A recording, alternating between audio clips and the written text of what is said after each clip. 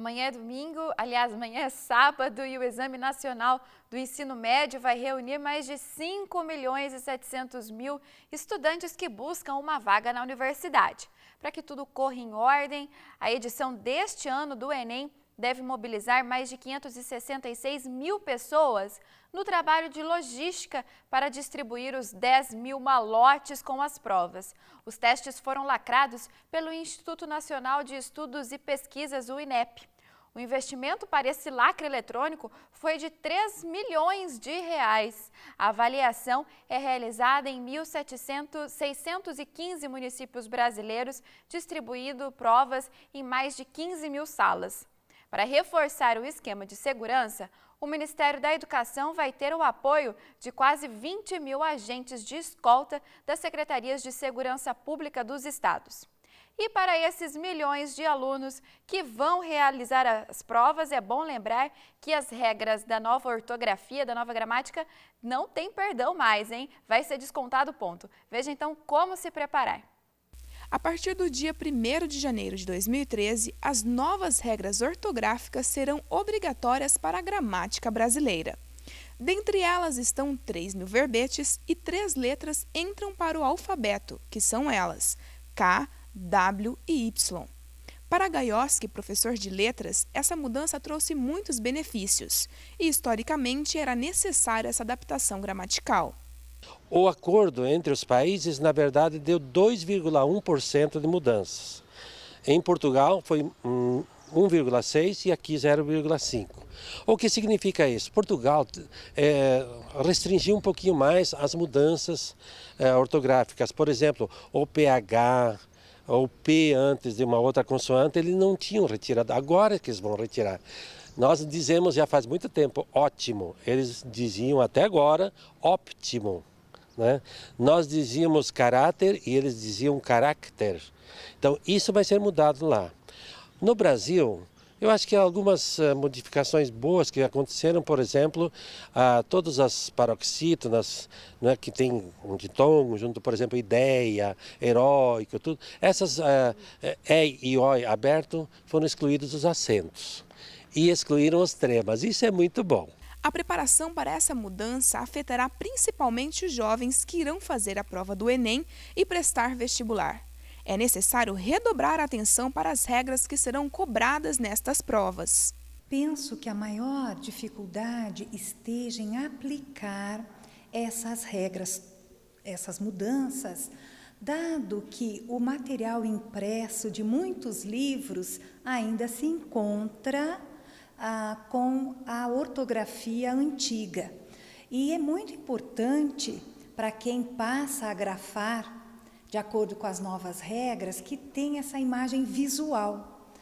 E talvez seja essa uma das dificuldades.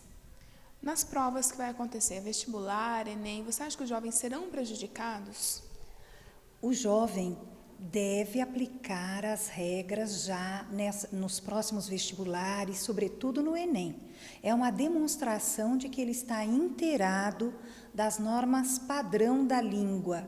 Ele pode sim ser prejudicado, mas vai depender dos avaliadores. Então, a minha recomendação é que eles já adotem a nova regra e passem a aplicá-las. Os livros e documentos oficiais também sofrerão com as mudanças, pois a partir de agora é necessário que todos estejam adequados no novo acordo ortográfico. Foram 3 anos de adaptação, agora as novas regras já estão valendo.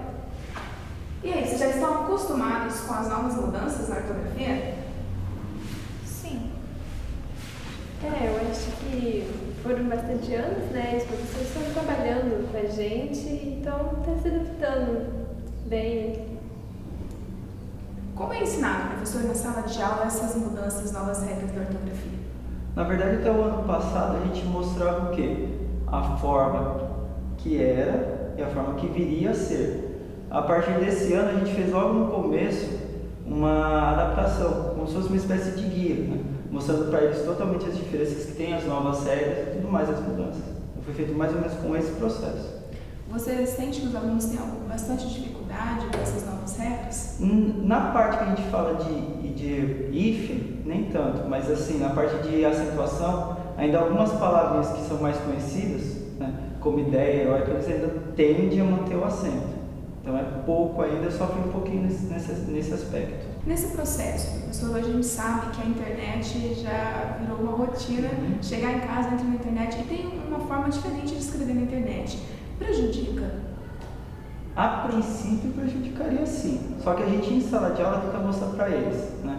E tenta fazer, vamos supor, analogias, né? Do mesmo jeito que existem roupas para situações, existem linguagens para a situação.